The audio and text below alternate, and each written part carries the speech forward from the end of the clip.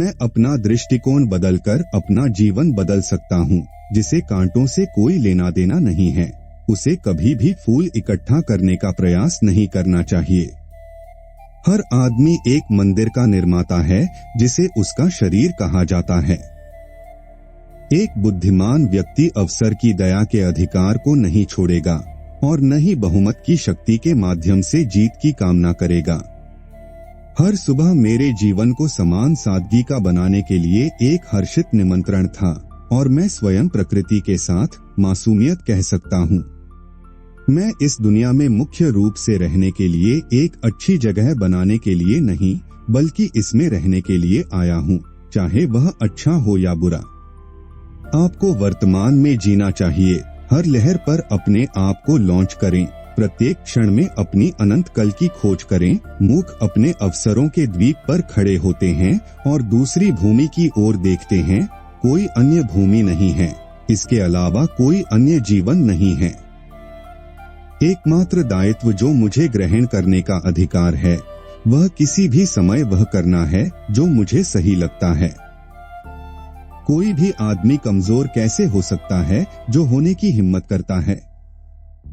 यदि आपने हवा में महल बनाए हैं, तो आपके काम को खोने की जरूरत नहीं है।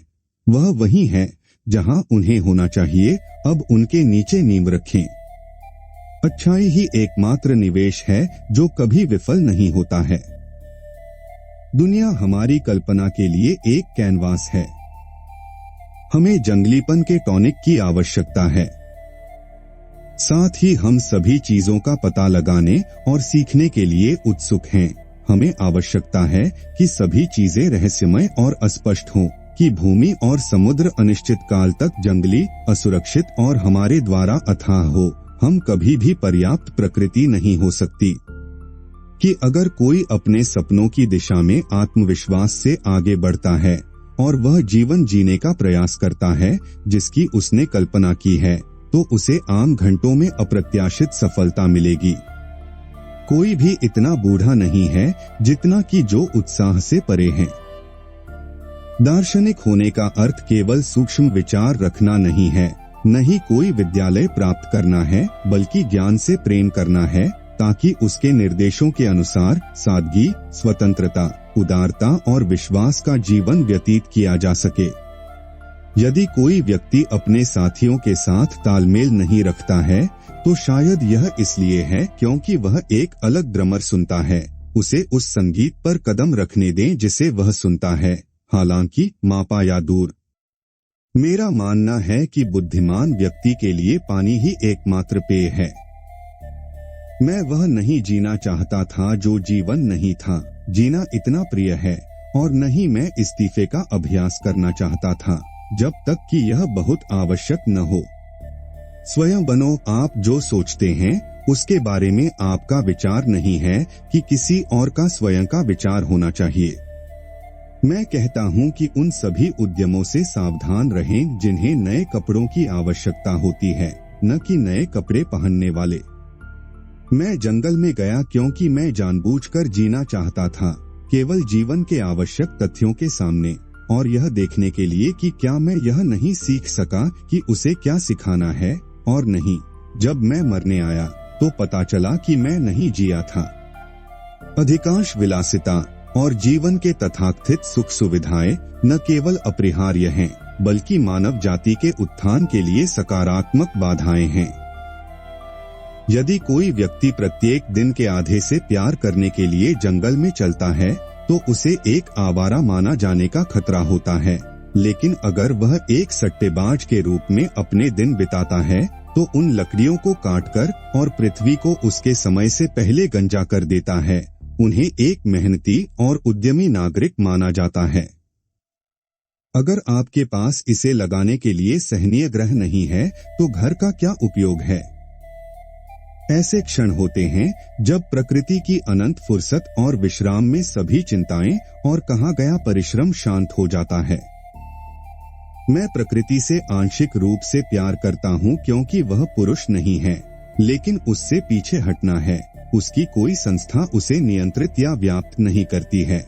वहां एक अलग तरह का अधिकार होता है। उसके बीच में मैं पूरी खुशी के साथ खुश हो सकता हूँ। प्रकृति हमारे दुख के प्रति सहानुभूति से इनकार करती है।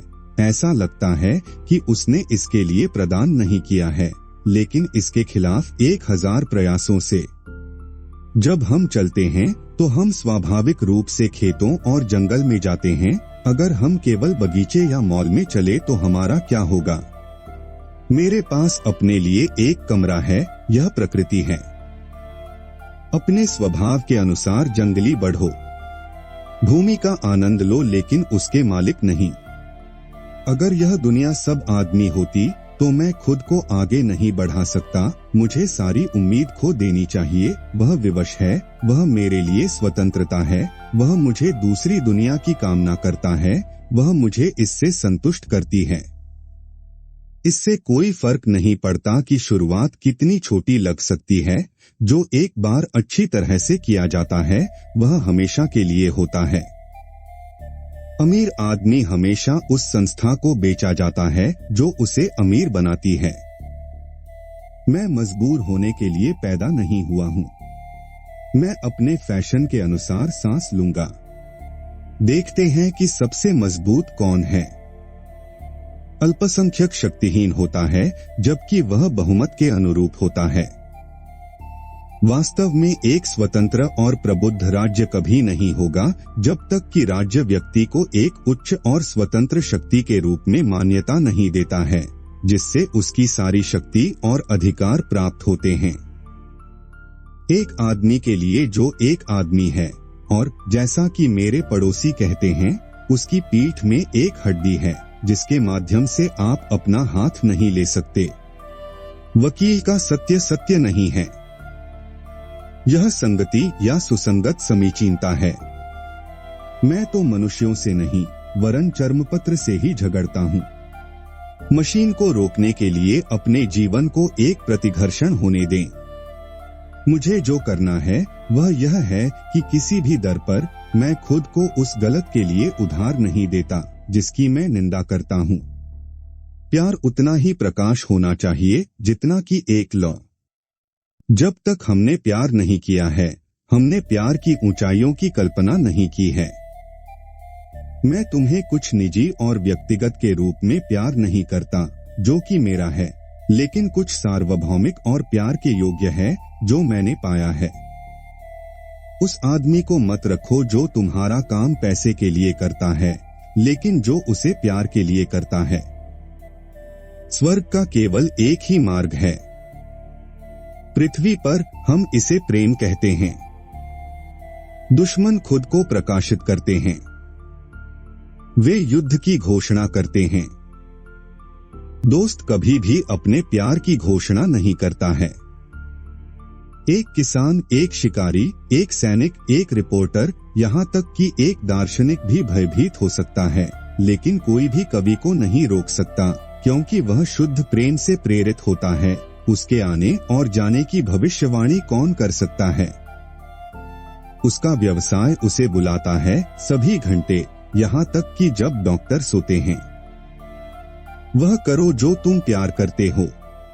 अपनी खुद की हड्डी को जानो, उसे कुतरना, उसे गाड़ देना, उसका पता लगाना और उसे अभी भी कुतरना।